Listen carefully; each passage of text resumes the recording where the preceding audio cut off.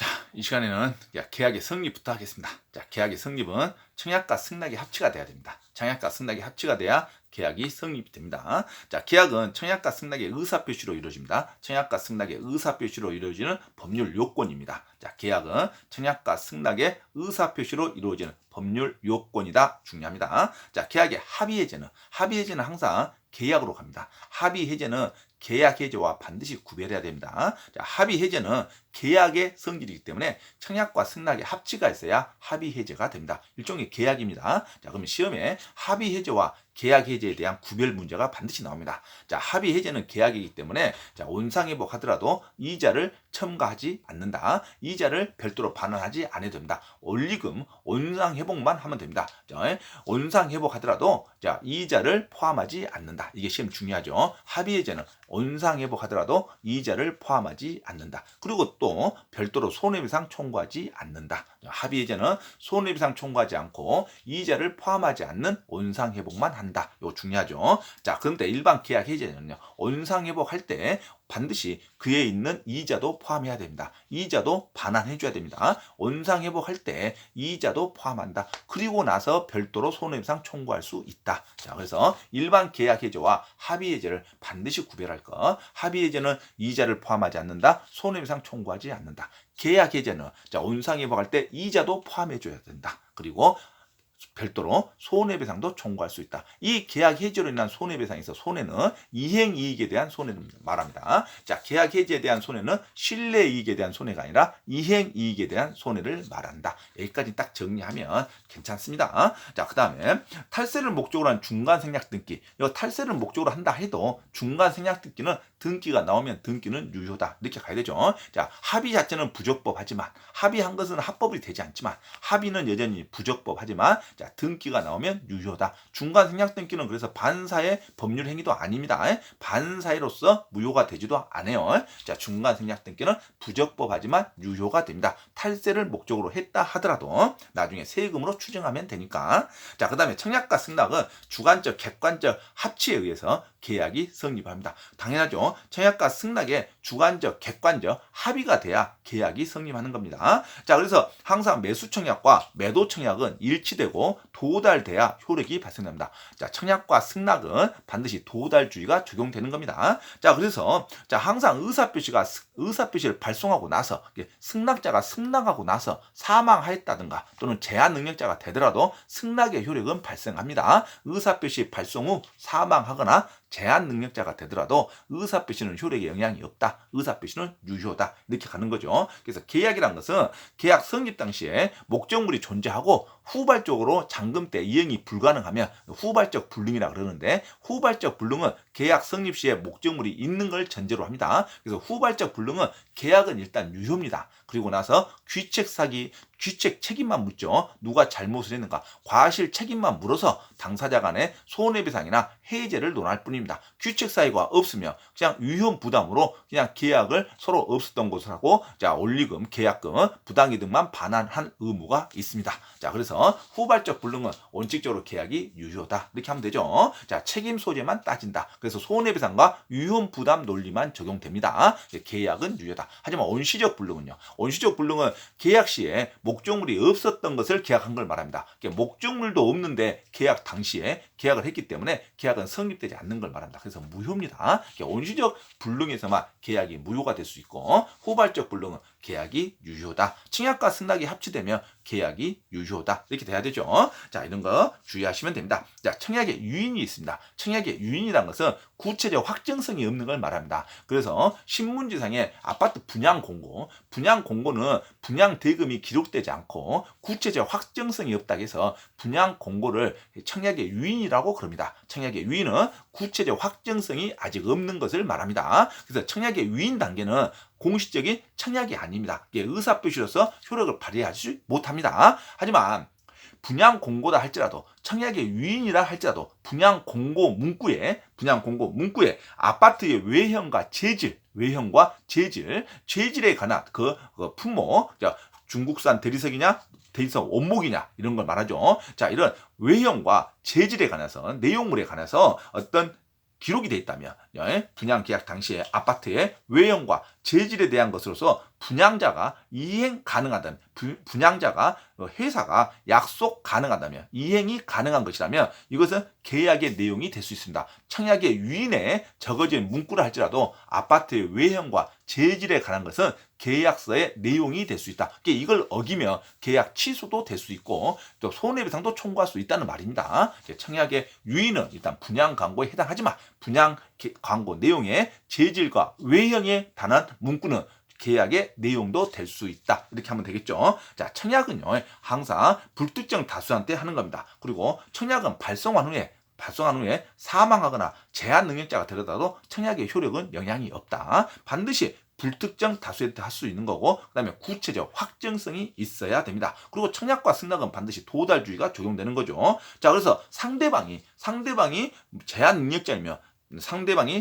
능력자이며 청약의 효력을 주장할 수 없지만 상대방이 법정 대리인이 알았다면 당연히 의사표시 효력을 주장할 수 있다. 이렇게 가는 거죠. 당연히 제한 능력자 스스로는 의사표시를 주장할 수 있고 도달했다는 것을 주장할 수 있고 이런 거 계속 반복해 줘야 됩니다. 자, 청약은 자유로이 철회할 수 없습니다. 도달했다고 전제로 해서 자유로이 철회할 수 없다. 이런 게 나오죠. 하지만 철회를 유보한 경우에는 철회할 수 있다. 이렇게 나옵니다. 철회를 유보한 경우에는 철회할 수 있다. 청약은 반드시 불특정 다수인을 상대로 합니다. 불특정 다수인을 상대로 할 수 있다. 자, 청약은 상대방이 꼭 특정될 필요는 없죠. 특정될 수도 있고 1인에게 할 수도 있고 불특정 다수에게도 청약할 수 있다. 그렇죠? 청약은 내용을 결정할 수 있을 정도로 구체적 확정성이 있어야 됩니다. 그래서 청약은 딱 3개만 합니다. 구체적 확정성이 있을까? 그 다음에 불특정 다수에게도 할 수 있다. 자, 그리고 청약은 일반적으로 철회할 수 없다. 도달되면. 하지만 도달 전에는 할 수 있고 또 청약 철회를 유보할 때는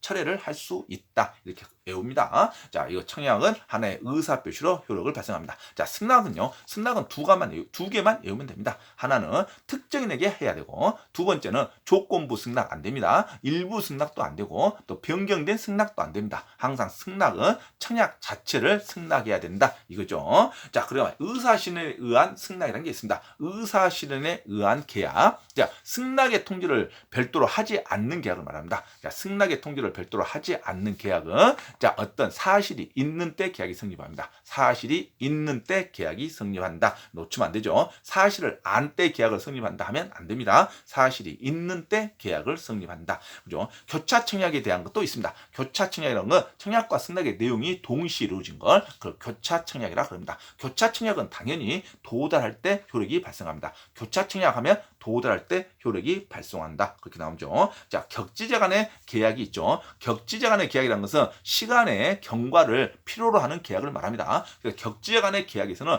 반드시 격지제 간의 승낙만 발신주의가 중요합니다. 이거 진짜 틀리면 안 됩니다. 그래서 격지제 간의 승낙만 발신주의고 격지제 간에도 청약이 있죠. 격지제 간의 청약은 여전히 도달주의입니다. 자, 격지제 간의 승낙만 발신주의다. 근데 이 격지제 간의 승낙도 일반적으로 또 승낙이 도달 기간 안에 승낙서가 도달해야 됩니다. 격지 안에 승낙이 발신주의의 효력을 발생하지만 일단은 그 승낙도 승낙 기간 안에 도달할 것을 전제로 합니다. 승낙 기간에 도달하지 않으면 이미 계약 자체가 안 됩니다. 계약이 되고 나서 효력을 격지 안에 승낙할 때 소급해서 효력을 적용한다 뿐이지. 자, 승낙이 무조건 발신주에 적용한 게 무조건 계약이 됐다는 게 아니라 승낙도 승낙 기간 안에 도달될 것을 전제로 한다. 이렇게 나와야죠. 승낙 기간에 도달되지 않는 승낙은 발신주의 자체가 적용되지 않습니다. 반드시 승낙 기간 안에 도달되어야 승낙의 발신주의를 적용한다. 이렇게 나와야죠. 승낙 기간에 도달을 전제로 한다. 이렇게 반드시 중요합니다. 그리고 격지 간의 청약은 여전히 도달주의입니다.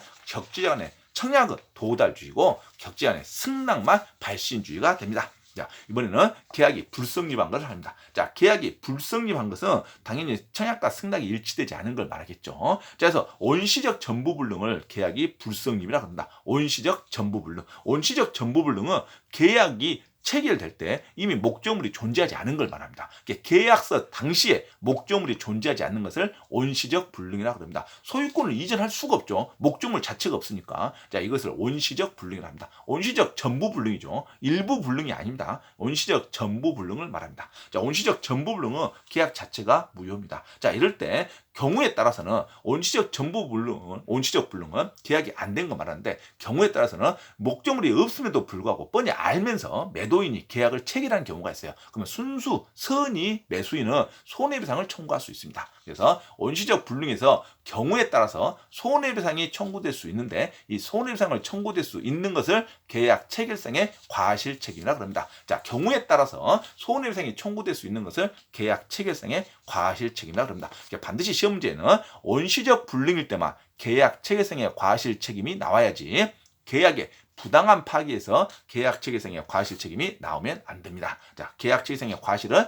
원시적 불능에서만 나올 것. 자, 중요하죠. 그다음에 청약의 효력이 상실되는 것도 있죠. 승낙 기간이 기간 내에 도달하지 않으면 청약의 효력이 상실된다. 계약이 불성립되죠. 그다음에 상당한 기간을 청약했는데 그 상당한 기간 내에 승낙서가 안 들어오면 청약의 효력이 없어지는 거죠. 그래서 계약이 안 됩니다. 그래서 기간 안에 도달되지 않았다든가 상당한 기간 안에 도달되지 않으면 계약은 불성립이 된다. 이렇게 되죠. 자, 승낙의 효력이 상실돼도 계약이 안 되는 거죠. 자, 승낙의 효력이 상실된다는 것은, 자, 조건 변경을 가한 승낙은 승낙으로 보지 않습니다. 그래서 계약이 성립되지 않아요. 그다음에 일부에 대한 승낙도 승낙으로 보지 않습니다. 그다음에 연착된 승낙, 당연히 승낙으로 보지 않죠. 연착된 승낙도 새로운 청약으로 볼 수는 있죠. 연착된 승낙을. 하지만 연착된 승낙은 계약이 성립되지 않는다. 그렇게 가야죠. 자, 반드시 청약자가 새로운 청약으로 볼 수는 있죠. 연착된 승낙은. 자, 그런데 청약자가 연착된 승낙이 지체 없이 연착됐다고 통지를 해줘야 됩니다. 승낙 기간 안에 도달될 수 있음에도 불구하고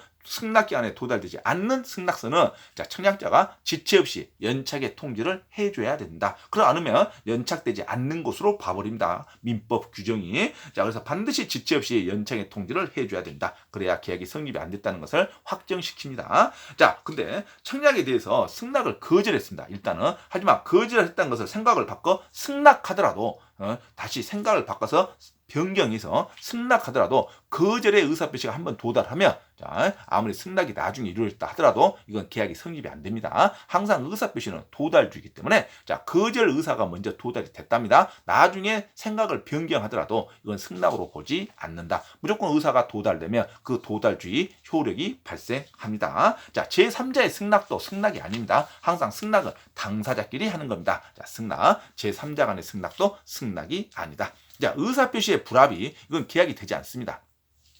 무의식적 의사 불합이나, 자, 무의식적 불합이나 의식적 불합이나 불합치는 계약이 성립되지 않는다. 이렇게 가야 되죠. 자, 그래서 상대방이 오신하더라도 이건 계약이 성립 안 됩니다. 자, 불합치 했음에도 상대방이 오신했다 하더라도 계약은 성립되지 않는다. 무의식적 불합이도 계약은 성립되지 않습니다. 그래서 계약이 무효라 그래야지, 이걸 무의식적 불합이는 당사자가 취소할 수 있다 하면 문장이 틀린 겁니다. 무의식적 불합의는 취소 단계도 논하지 않는다. 계약이 성립이 안 됐으니까. 자, 취소라는 것은 계약이 성립이 돼 있고, 그다음에 차고 사기 강박에 의해서 행사하는 것이 취소 사유입니다. 근데 계약이 성립 자체가 안 되니까 취소할 수 없다로 가야 됩니다. 자, 무의식적 불합의는 계약 자체가 안 되기 때문에 취소권을 행사할 수 없다 이렇게 나야지, 취소할 수 있다 그러면 문장이 완전 틀려진 겁니다. 자, 취소할 수 있다가 아니라 취소 자체가 안 된다. 이렇게 가야죠. 계약 자체가 안 돼 있습니다. 무의식적 불합의도 계약이 성립되지 않는 걸로 갑니다. 자, 그 다음에 당사자가 일방적으로 문구를 잡았다 해서 그 문구가 구속되지 않는 게 있습니다. 자, 의사표시는 상대방이 별다른 말이 없으면 거절로 봅니다. 자, 의사표시 원칙은 상대방이 별다른 이의를 제기하지 않으면, 의사표시가 불분명하면 거절로 봐야 됩니다. 근데 당사자 일방이, 자, 기간 내 회답이 없으면 승낙한 것으로 본다, 이런 문구가 적어졌다 하더라도 이 문구는 상대방은 구속되지 않습니다. 법적 효력이 없다는 말입니다. 자, 의사표시가 불분명하면 거절로 보는 게 원칙입니다. 자, 그래서 상대방이 어떤 계약서에, 어떤 청약서에, 자, 일정한 기간 내에 이의를 제기하지 않으면, 일정한 기간 내 또는 회답이 없으면 승낙한 것으로 본다, 이런 문구는 상대방한테는 구속되지 않는다. 이렇게 나와야 되죠. 이 시험에 잘 나옵니다. 자, 일방이 문구에, 자, 의사표시를 제기하지 않으면, 이의를 제기하지 않으면, 상당한 기간 내 이의를 제기하지 않으면, 또는 회답을 하지 않으면, 답변을 하지 않으면 승낙한 것으로 본다. 이런 것은 이 문구 자체는 효력이 없습니다. 상대방이 구속되지 않는다. 이렇게 나와야 되죠. 자, 일정한 기간에 회답이 없거나 또는 이의를 제기하지 않거나 또는 거절하지 않으면 승낙한 것으로 본다. 이런 문구는 절대 구속력이 없습니다. 자, 상대방이 구속되지 않는다. 이 시험 중요하죠. 자, 약관에 대한 것이 나옵니다. 야, 약관은요. 자, 시험에 많이 나오진 않는데, 약관은 자, 어떤 보험계약이나 어떤 일방적인 집단하고 다수가 한 회사가 계약할 때, 자, 모든 사람이 통용될 수 있게 인쇄된 하나의 약정서입니다. 당사자의 특약으로 보죠. 약정서가 깨알같이 그려진 것을 약관이라고 하는데, 이 약관은 일반 민법 규정과 유일하게 틀린 게 뭐냐면, 약관은 그 깨알 같은 조항 중에 일부가 무효면 그 부분만 무효입니다. 약관 문제가 딱 나오면 일부가 무효면 약관 그 부분만 무효다. 하지만 민법은요. 민법 체계는 일부가 무효면 전부가 무효가 원칙입니다. 그래서 조건이 적법이 하지 않으면, 조건이 불법 행위며, 조건이 불법 행위면 전체가 무효다. 이렇게 돼야 됩니다. 조건이 무효면, 계약의 조건이 무효면 전체 계약이 무효다. 이렇게 가야지 조건만 무효가 아닙니다. 민법은 일부가 무효면 전부가 무효가 원칙이고, 약관은 일부가 무효면 그 부분만 무효다. 이것만 놓치시면 안 되죠. 자, 그리고 약관은 고지 의무가 있습니다. 고지 의무가 있어야지만 책임을 면합니다. 고지 의무는 반드시 고지 한 자가 입증을 해야 됩니다. 자, 그래서 일부 조항이 무효인 경우는 나머지도 유효이고, 일부 조항이 무효다 하더라도 나머지는 유효다. 이렇게 가야 됩니다. 약관은. 자, 그래서 주요 내용이 법정 대리인에게 설명을 했다면 이미 설명한 걸로 됩니다. 법정 대리인에게 설명하면, 자, 본인에 대해서 다시 설명할 필요는 없습니다. 하지만 약관은 고지 의무가 발생한다. 그리고 약관이 일부가 무효면 전부가 무효다. 이 정도 약관에 대한 거 합니다. 일반 우리 계약은, 민법 계약은 조건이 무효면 조건만 무효가 되는 게 아니라 전체가 무효가 원칙이다. 이거 놓치면 안 돼요. 자, 계약 당사자에게 확정은 당사자가 누군가를 확정하는 겁니다. 그래서 항상 대리가 나옵니다. 당사자, 매도인, 매수인이 누군가를 확정하는 게 계약 당사자의 확정입니다. 그게 반드시 대리인은 당사자가 될 수가 없다. 그만 놓치면 되죠. 자, 대리인은 계약을 대신하는 계약 당사자가 되지 않습니다. 항상 대리인이 나온다. 그러면 계약 당사자가 아니다. 이것만 생각하시면 되겠죠. 자, 그래서 그 통장에 개설자가 나옵니다. 통장, 본인이 채권을 부담하지 않을 목적으로, 자, 채무 명의자, 통장 개설자가 나오면 그 통장 개설자가 당사자가 됩니다. 은행하고 있어서는. 그래서 은행은 반드시 통장 명의자가 누구인가에 따라서 그 통장 명의자와 은행이 계약 당사자가 돼서 통장 명의자는 무조건 주채무 의무를 부담하게 됩니다. 그래서 통장 명의자는 비진입 표시를 주장할 수 없습니다. 그래서 채권자가 대출 한도를 회피하기 위해서 다른 사람, 배우자를 통장 명의인으로 해서 통장을 개설했으며, 그 배우자가 은행에 있어서는 통장 주계약 당사자가 된다. 그래서 항상 통장 명의자가 나오면 은행에 있어서 통장 주계약 당사자여서 책임 의무를 부담하지 비진입 표시로 본인이 무효를 주장할 수는 없습니다. 통장 명의자 나오면 비진입 표시가 적용되지 않고 주채무자가 된다. 그래서 우리가 일반적으로 대포 통장을 함부로 만들어서는 안 된다. 이게 나오죠. 자, 은행은 통장 명의자에게 강제 집행을 청구할 수 있습니다. 자, 이것이 당사자 확정에 대한 문제입니다. 하지만 하나만 더 하면, 자, 은행이 대부분은 통장 개설자에게 주채무 의무를 부과시킨데 은행도 이걸 뻔히 양해를 했답니다. 은행이 통장 명의자에게 채무 능력이 없고 통장 명의자에게 책임을 추징하지 않기로 양해라는 단어가 나오면 이것은 통정 허위 표시로 서로 간에 알고 있으면서 계약했기 때문에 은행에게 책임을 줍니다. 그래서 은행은 통장 명의자에게 채무를 청구할 수 없다. 그래서 이 채무 계약 약정, 통장 명의 계약서는 유일하게 무효가 됩니다. 통정 허위 표시 무효로서. 그래서 그때만 주채무자, 통장 명의자가 책임을 면피합니다. 자, 그런데 반드시 어떤 단어가 나와야 되냐면 은행이 양해했다는 단어가 나와야 주채무자가 책임을 면하지, 은행이 단순히 알고 있다는 것으로는 주채무자 책임을 면하지 않습니다. 그래서 대부분 시험 문제는 은행이 알고 있다는 선에서 나옵니다. 양해라는 단어가 나오지 않고. 그래서 은행이 알고 있을 때는, 자, 누구를 위해서 통장을 만들었던 통장 명의자가 책임을 져야 됩니다. 통장 명의자가 당사자가 됩니다. 자, 그래서 통장 명의자라는 단어가 나오면 항상 비진입 표시를 주장할 수 없다. 무조건 유효가 되는 거니까 양해라는 단어가 나오지 않는 이상 은행이 단순히 알고 있다 하더라도 주채무자가 책임을 져야 됩니다. 이게 당사자 문제입니다. 대리는 당사자가 되지 않고 항상 대리 나오면은 당사자가 되지 않는다. 그다음에 통장 명의자 나오면 통장 명의자는 무조건 당사자가 된다. 주채무자가 의무를 있다 해죠. 은행이 양해했다는 단어가 나오면 그때서야 주채무를 면한다. 이렇게 나와야 됩니다. 대부분의 시험 문제는 통장 명의자는 은행에 있어서는 주채무의 의무를 져야 됩니다. 자, 이런 거. 자, 그 다음에 마지막으로 계약교섭의 부당한 파기가 있습니다. 계약교섭의 부당한 파기는 계약을 하기로 서로 간에 신뢰를 조성해 놓고 반드시 계약할 거라고 신뢰를 조성했는데 갑자기 아무 이유 없이 일방적으로 한쪽이 계약을 파기한 걸 말합니다. 그러면 경우에 있어서 상대방은 손해가 일어날 수 있습니다. 그때 경우에 따라서는 불법 행위로 손해배상을 청구할 수 있는 규정이 계약 교섭의 부당한 파기입니다. 그러니까 모든 것이 통용되는 게 아니라 경우에 따라서 상대방의 신뢰가 너무나 많이 피해가 발생되고 신뢰가 확고히 조성이 됐다는 단계에서 일방적으로 파기했을 때는 상대방이 불법 행위로 손해배상을 청구할 수 있다는 규정이 계약 교섭의 부당한 파기입니다. 자, 계약 교섭의 부당한 파기는 시험지에서 자, 이렇게 나옵니다. 계약 교섭의 부당한 파기는 손해배상의 성질이 불법 행위로 인한 손해배상 청구입니다. 계약을 신뢰를 쌓았는데 그 신뢰를 어겼기 때문에 불법 행위로 대한 손해배상을 청구할 수 있을 뿐이지 경우에 따라서 자, 계약에 부당한 파기가 있다 해서 계약 체결상의 과실 책임을 말하면 안 됩니다. 자, 계약 교섭의 부당한 파기는 계약 체결상의 과실 책임으로 손해배상을 청구할 수 있다 하면 틀리는 문장입니다. 계약 체결상의 과실 책임은 원시적 불능에서만 나옵니다. 원시적 불능에서 계약 자체가 성립되지 않는 상황에서 경우에 따라서 손해배상을 청구할 수 있는 성질이 계약 체결상의 과실 책임입니다. 계약 체결상의 과실 책임은 원시적 불능에서 나온다. 계약 부당한 파기에서 계약 교섭의 부당한 파기에서 계약 체결상의 과실 책임이 나오면 무조건 틀린 문장이다. 이렇게 해야 된다. 자, 계약 교섭의 부당한 파기는 불법 행위로 대한 손해배상 청구입니다. 계약 체결상의 과실로 손해배상 청구하는 게 아닙니다. 계약 체결상의 과실 책임은 원시적 불능에서만 나온다. 이렇게 딱 생각하셔야 됩니다. 그러면 계약 교섭의 부당한 파기의 손해배상은 자, 통상의 계약 준비 비용, 그죠?